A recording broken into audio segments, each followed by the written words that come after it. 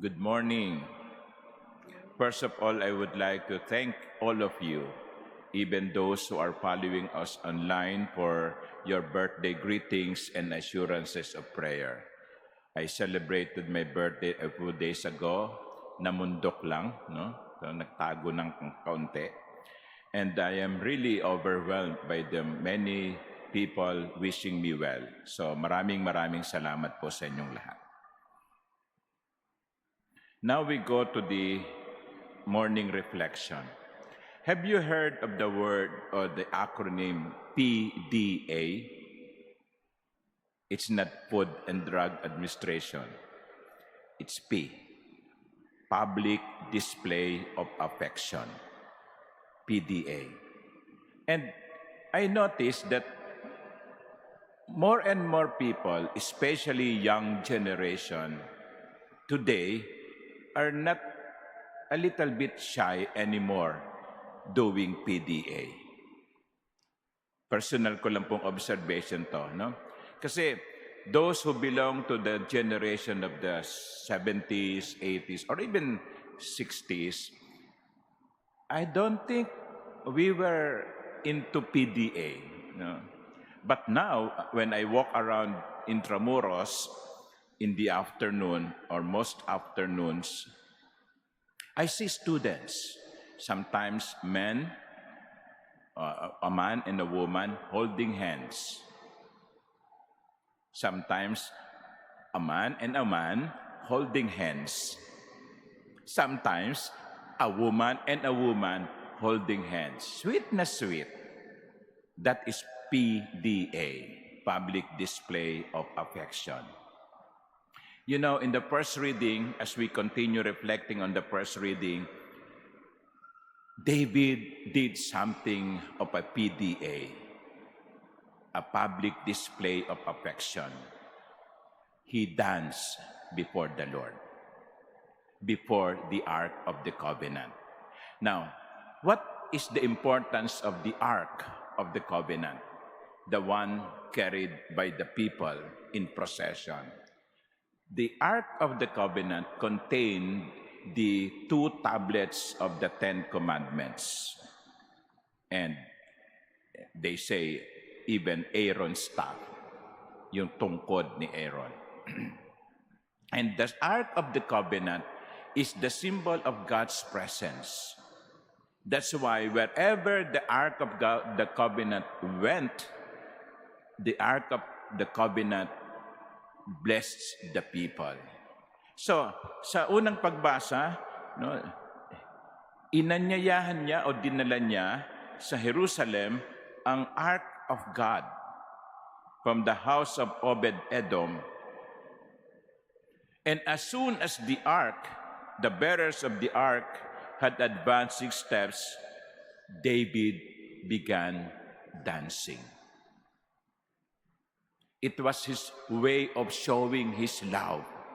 It was his way of showing his worship of the true God. It was his way of showing how much he respected the Lord. Hindi siya nahiyang ipadama at ipakita ang kanyang pagmamahal. You know, when you go to church, like today, that is also a PDA. Hindi kayo nahihiyang makitang nagsisimba. Hindi kayo nahihiyang makitang nagpupunta sa Quiapo, naglalakad ng paluhod, humihipo sa imahen ng Nazareno. Those are public displays of affection. You were being like David. Kasi kuminsan may mga, halimbawa, mga barkada, young men and young people, nahihiya silang ipakita sa barkada nila nagsisimba sila. Di ba? Kasi kakantsawan. Uy, nagpapabanal. No? Pero hindi natin dapat ikahiya ang pagpapakita ng pagmamahal sa Diyos. Hindi natin dapat ikahiya ang pagpapakita natin ng pagsamba sa Diyos. Let us be like David. If you wish, after the Mass, you may dance before the Lord, no? Wala nga lang music, no? Kasi kung minsan, medyo tayo restraint, no? Demure. We have to express our love of God publicly. Kaya yung mga sumasama sa prosesyon, yung mga sumasama sa Quiapo, hindi natin sila agad-agad masisisi sapagkat yon ay kanilang pagpapakita ng PDA. But the first reading did not stop with David dancing.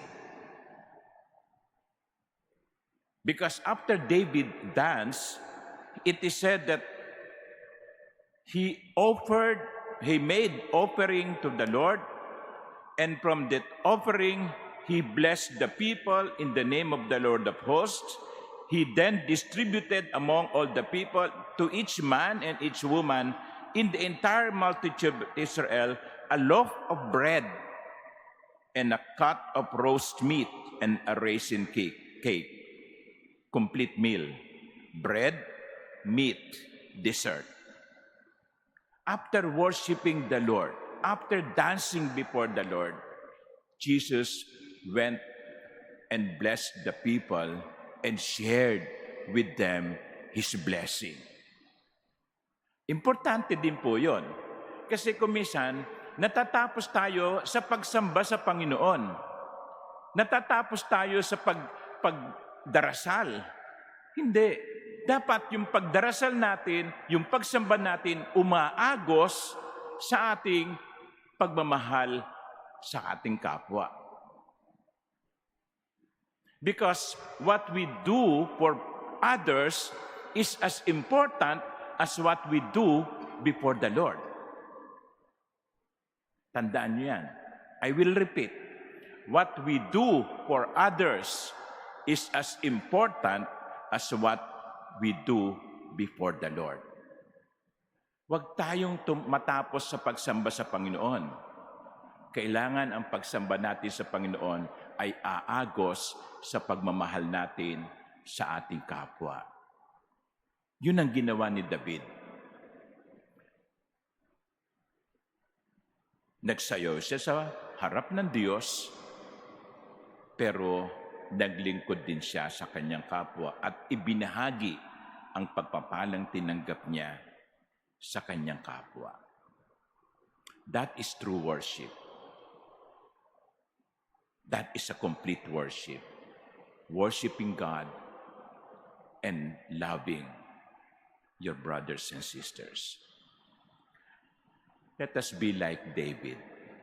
Hindi nahihiyang ipakita ang pagsamba at hindi rin kinakalimutan ang kanyang kapwa. Amen.